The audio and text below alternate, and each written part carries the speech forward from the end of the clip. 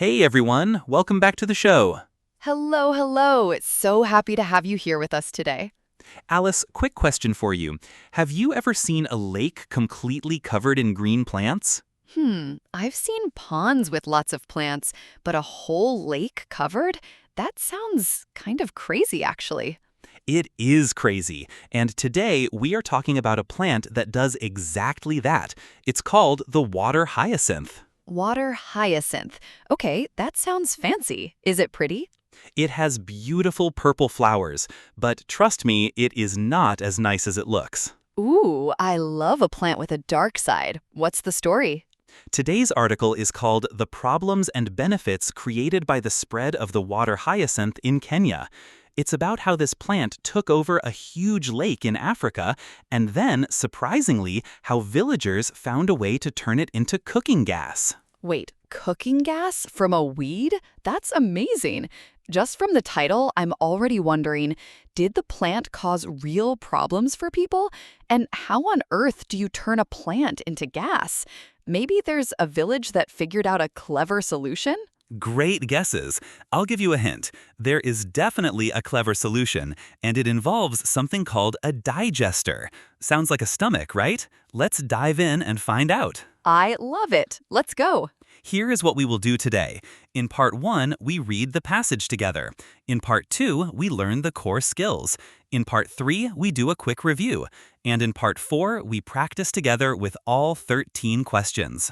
13 questions? A lake full of weeds and a magic machine? This is gonna be a good one. Let's start. Okay, welcome to Part 1. This is the reading passage. The title is The Problems and Benefits Created by the Spread of the Water Hyacinth in Kenya. Don't worry about the title yet. We will explain everything as we go. I will read each paragraph slowly. After each paragraph, Alice will explain the main idea in simple English, B1 or B2 level. Then we move on. Think of it like watching a movie with subtitles, but for your ears. Ready? Let's read. Water hyacinth, an aquatic plant native to South America, first appeared in countries in Africa in the early 1900s. Scientists there called it the world's worst aquatic weed after it spread from the southernmost tip of Africa and started obstructing major dams and rivers. Okay, let me break that down. Water hyacinth is a plant that lives in water. That's what aquatic means. It originally came from South America, but it arrived in Africa in the early 1900s. And very quickly, scientists started calling it the worst water weed in the world. Why? Because it blocked big dams and rivers. It just grows and gets in the way. One important word, obstructing. Obstructing means blocking, getting in the way of something. So the plant was obstructing, blocking, dams and rivers. Obstructing, blocking. Say it with me. Obstructing. You know, it's funny. A plant that looks so pretty can cause so much trouble. Kind of like my houseplant collection. Looks nice, but it's taking over my windowsill. Haha, hopefully yours isn't blocking any rivers. Anyway, let's keep going. In East Africa, the plant arrived with Belgian colonists in Rwanda, who liked the look of its glossy leaves and delicate purple flowers floating in their ponds. But by the 1980s, it had escaped out of the country via the Kagera River and made its way downstream to Lake Victoria. There, with no natural predators and perfect temperature conditions, the plant began spreading in the open water, blocking fishing routes and providing a new habitat for disease-carrying mosquitoes. Great. So this paragraph tells us how the plant got to East Africa. Belgian colonists brought it to Rwanda because they thought it looked beautiful, glossy leaves, purple flowers. But then it escaped. It floated down the river and reached Lake Victoria, which is a massive lake. And there, nothing eats it, and the weather is perfect, so it spread like crazy. It blocked the routes that fishermen use, and it gave mosquitoes a new home, and mosquitoes carry diseases. 2 words to notice. Predators are animals that hunt and eat other animals. The plant had no natural predators. Nothing ate it. And habitat means the natural home of a plant or animal. So, quick recap. Paragraph A, the plant arrived in Africa and blocked rivers. Paragraph B, it reached Lake Victoria and started causing problems. Got it. For the women who smoke fish from the lake to sell, it has meant declining income, as the boats that once brought the fish to shore by the hundreds struggle to navigate through the mass of plants. But water hyacinth isn't their only headache.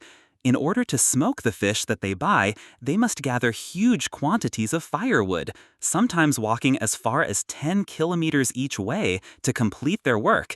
And each day as they cook, they breathe in the thick gray smoke. Okay, this paragraph is about real people. Some women make money by smoking fish. That means cooking fish over a fire to preserve it.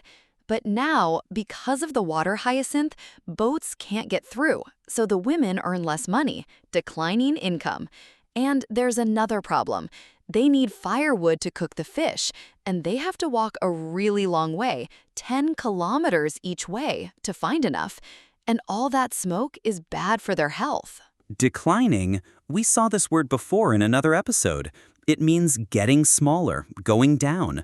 So declining income means the women are earning less and less money. Quick question for you, no pressure. Why are the women earning less money? Because the boats can't get through the plants to bring fish to shore. If you got that, nice one. Some years ago, on the shores of Lake Victoria, huge piles of water hyacinth that villagers had taken out of the water in an attempt to clear it were a common sight. But buried in those decaying waxy leaves was a renewable energy gold mine.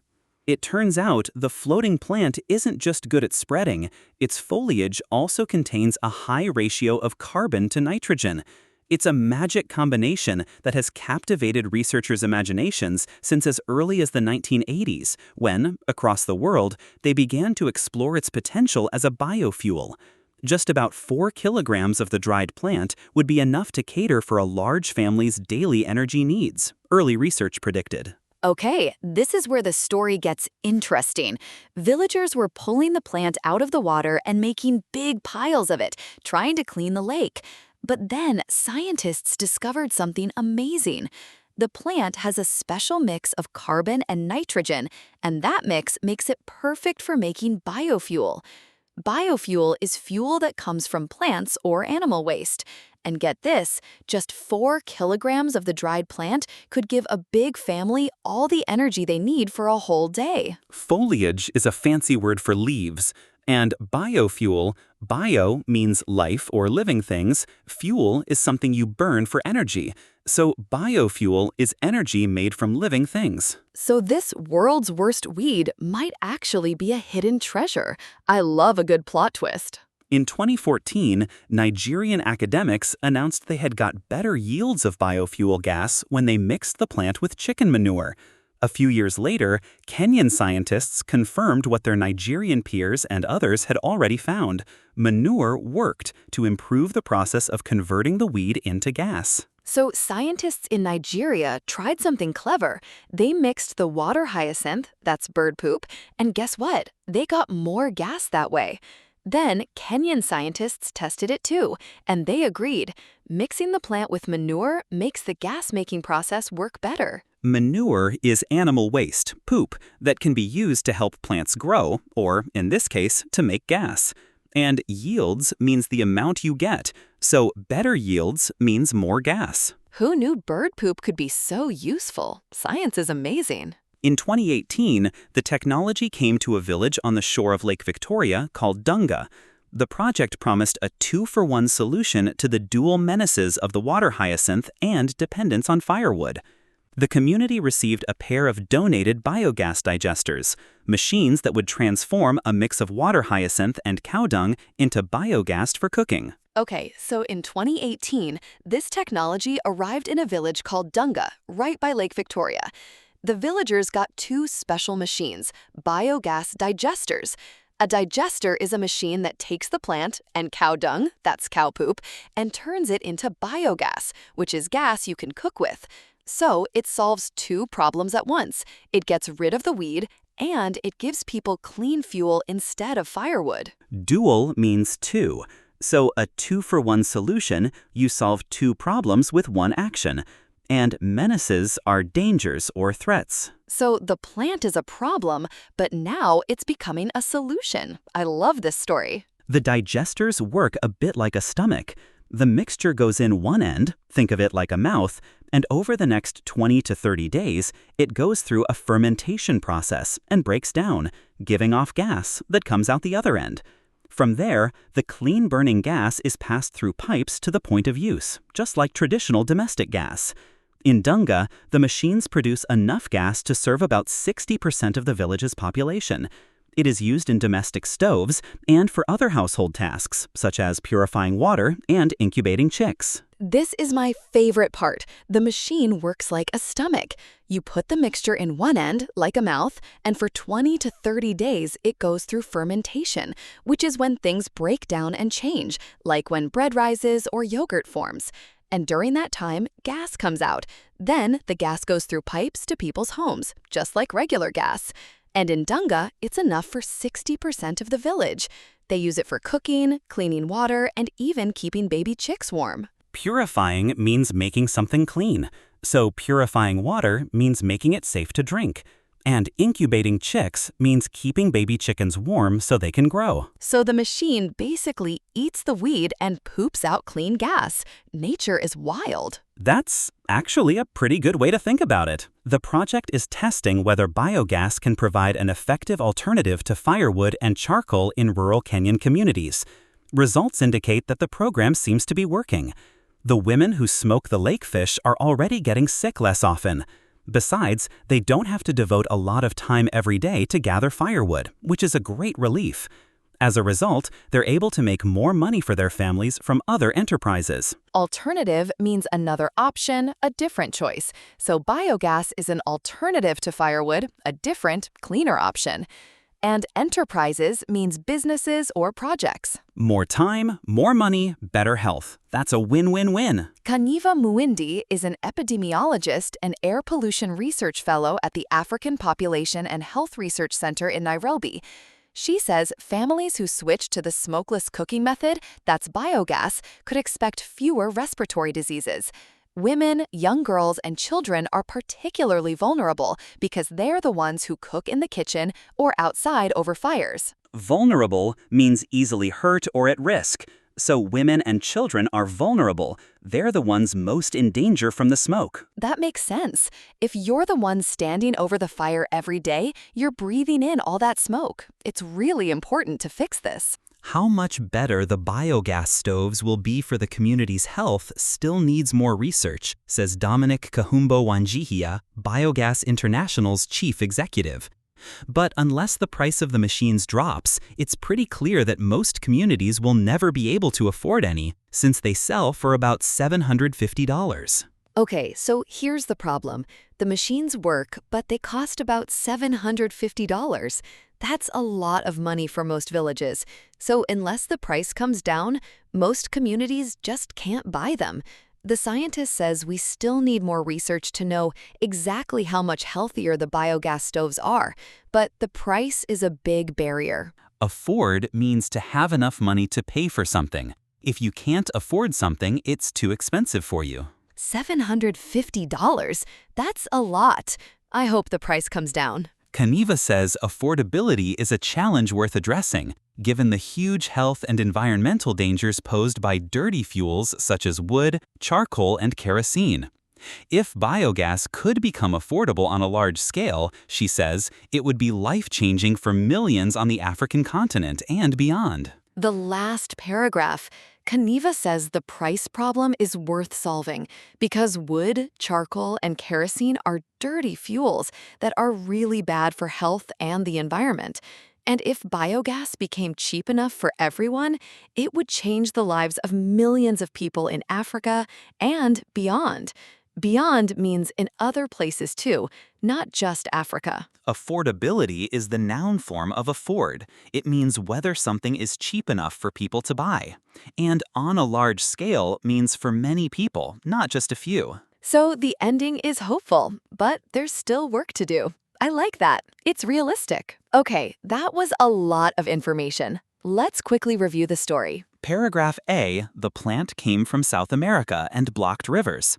Paragraph B, it reached Lake Victoria and caused problems. Paragraph C, it hurt the women who smoke fish. Paragraph D, scientists discovered it could make biofuel. Paragraph E, mixing it with manure works better. Paragraph F, the technology came to Dunga. Paragraph G, how the digester works. Paragraph H, it's working. Women are healthier and richer. Paragraph I, a scientist explains the health benefits. Paragraph J, but the machines are too expensive. Paragraph K, if they become affordable, it could change millions of lives. That's actually a really clear story. Problem, solution, success, and a challenge at the end. And now, we are going to learn the core skills that help you answer questions about any passage like this. Let's go to Part 2. Welcome to Part 2. This is where we learn the skills you need for IELTS reading, using today's water hyacinth passage as our example. 8 skills, just like our last episode. Are you ready? Let's begin with Skill 1. Okay, skill number 1, David. Skill number 1. Skim the whole passage first before you read carefully. Skim? You mean read it fast? Yes, very fast. Don't stop for difficult words. Just get the general idea of each paragraph. So for our water hyacinth passage, what's the general idea? The passage tells a story. First, the problem. The plant takes over the lake. Then, the discovery. It can make biofuel. Then, the solution. A village uses digesters. And finally, the challenge. The machines are too expensive. Oh, so it's like a story. Problem, discovery, solution, challenge. Exactly. And once you know that shape, finding answers becomes much faster. Why does that help so much? Because when a question asks about the village of Dunga, you already know. That's probably in paragraphs F or G. You don't need to search the whole text. That makes a lot of sense. Here is a tip. When you skim, only read the first sentence of each paragraph. That sentence usually tells you what the paragraph is about. Say this with me. Skim first. Skill number 2. Always read the questions first before you scan for answers. Wait, isn't that obvious? You'd think so, but many students start reading the passage in detail before they even know what they're looking for. Ah, so they waste time reading things they don't need. Exactly. If the question asks about how the digester works, you already know which paragraph to look in. So the question guides the reading, not the other way around. Perfectly said. The question is your map. Read the map before you start walking. The question is your map. Say it with me. The question is your map. Okay, skill 3? Scan for keywords. Don't read every word. Let your eyes jump to the important ones. What counts as a keyword? Names, numbers, dates, and unusual words. For example, in our passage, Lake Victoria, 1980s, Dunga, 2018, 60%. So if a question asks about a specific place or date, I just scan for capital letters and numbers? Exactly. Your eyes move down the page quickly, like a camera, looking for the important things. Like a camera. My eyes are a camera. I love that. Numbers and dates are always easy to spot. If a question mentions 1980s, your eyes will find it very quickly. Skill 4 is a really useful one. Watch for paraphrasing. What do you mean by paraphrasing? The question will almost never use the exact same words as the passage. It will use synonyms instead. Can you give me an example from our water hyacinth passage? Sure. The passage says declining income. A question might say earning less money. Oh, declining becomes earning less, and income becomes money. Exactly. Same meaning, different words. That sounds hard. It gets easier with practice, honestly. The skill is simply don't look for the same words. Look for the same meaning. Say that again, David. I want to remember it. Don't look for the same words. Look for the same meaning. Don't look for the same words. Look for the same meaning. Say it with me. Skill 5. Find the topic sentence. Usually, the first sentence of a paragraph tells you what the whole paragraph is about. So in paragraph F, the first sentence says the technology came to a village called Dunga. Right. So immediately, you know, this paragraph is about the village and the new technology. So I don't need to read the whole paragraph carefully unless the question is about Dunga. Exactly right. The topic sentence is like a sign on a door. It tells you what is inside before you open the door. Let's practice. Listen to this first sentence. What is the paragraph about? For the women who smoke fish from the lake to sell, it has meant declining income. The paragraph is about the women who smoke fish and how they're earning less money. That's paragraph C. Did you get it right? Skill 6 is the one that trips learners up the most, but it's really just a small logic puzzle. True, false, not given questions. Oh no, I always get confused with not given. Everyone does it first. Here is the key difference. True means the passage says the same thing as the statement. So not given does not mean false. It just means the passage is silent, no information. Exactly. The passage is silent. Say it with me. The passage is silent. And here's a little trick this question type likes to play. Sometimes the statement says something happened, but the passage says it happened in a completely different way. That's usually a false. So I need to check. Does the passage say the opposite, or does it just not say anything? Exactly. Let me test you with a quick example. Here's a statement. Fishermen took water hyacinth to Lake Victoria. The passage says the plant escaped and made its way downstream to the lake. It doesn't say fishermen took it there. So is that false? Because the passage says it moved by itself, not that people carried it? Exactly right. The passage gives a different cause. The plant floated down the river. So the statement is false, not given. The passage isn't silent. It tells us the plant moved on its own. So the difference is, if the passage gives a different answer, it's false. If it gives no answer at all, it's not given. Perfect. You just used skill 6 correctly. Skill 7? Manage your time. If one question is taking too long, skip it and come back later. But isn't it bad to leave a question unanswered? It's worse to spend 5 minutes on one hard question and lose time for 5 easy ones. Oh, so one hard question can cost you many easy points. Exactly. Always guess something, mark it, and move on. You can come back at the end if you have time. A good rule of thumb, roughly 1.5 minutes per question. If you're still stuck after that, move on and come back later. And our last skill, skill 8, guess unknown words from context. You will never know every word, and that is completely normal. Oh, that is so good to hear. For example, imagine you don't know the word fermentation in our passage, but the sentence says, the mixture goes through a fermentation process and breaks down, giving off gas. So I can guess fermentation must be the process that makes the gas. I don't need the exact scientific definition. I just need enough to answer the question. Exactly. Context is the words around the unknown word. Use those words as clues. Say this with me. Use context clues. And that is skill 8, and all 8 skills done. Wow, 8 skills. That was a lot, but I feel much more confident now. You should. These are real, practical skills that every good IELTS reader uses. And the important thing is, these skills work together. Skim, read the questions, scan for keywords, watch for paraphrasing, topic sentence, true, false, not given, time management, context clues. They are a team.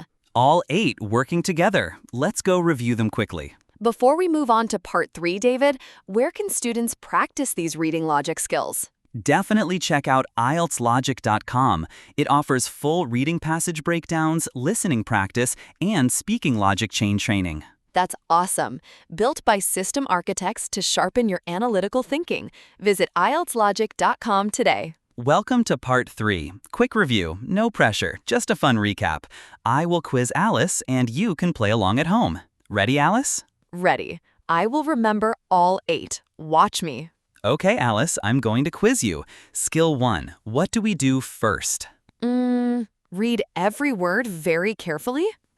No, that's the opposite. Skim first. Get the big picture. Right. Skim first. I knew that. Okay, skill 2. What do we do after skimming? Read the questions first. The question is my map. Yes, good. Skill 3? Scan for keywords, names, numbers, dates, eyes like a camera. Nice. Skill 4?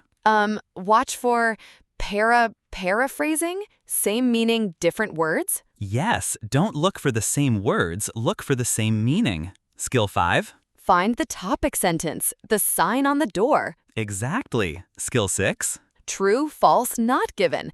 And not given means the passage is silent. Perfect. Skill 7? Manage your time. Don't get stuck. Move on. And Skill 8. Guess unknown words from context. Use the words around them as clues. 8 for 8. Well, almost. You nearly said read every word at the start. That one doesn't count. I was warming up. Now, if you feel like it, try saying all 8 out loud yourself. No pressure. Even remembering 4 or 5 is great. However you did, that is genuine progress. 8 skills reviewed, quickly and clearly. Remember, you don't need to memorize the names, you need to do them. Skills are actions, not words. Alice, a quick reminder for our listeners before we head into part 4. Yes, for complete reading sentence analysis, synonym replacements, and solution pathways, head over to IELTSlogic.com. It's designed by IELTS experts to help you build clear logic. Check out IELTSlogic.com and boost your score. Now, the most important part, putting the skills into action. Let's go to part 4. Welcome to part 4, practice time. This is where we go through all 13 questions from today's passage, one by one. Try to answer before we give you the answer if you can. Say it out loud if you like. No pressure though, just listening carefully works too. After each question, we pause. Then we go back to the passage, look at the exact line, and explain the answer. 13 questions. Let's do it. Question 1. Water hyacinth was introduced as a decorative plant in East Africa. Let's go back to paragraph B. The passage says the Belgian colonists liked the look of its glossy leaves and delicate purple flowers floating in their ponds. They thought it was pretty. That's decorative. So the answer is true. And notice, decorative is a paraphrase of liked the look of. Same meaning, different words. That's our paraphrasing skill. Question 2. Fishermen took some water hyacinth plants to Lake Victoria. Back to paragraph B. The passage says the plant escaped out of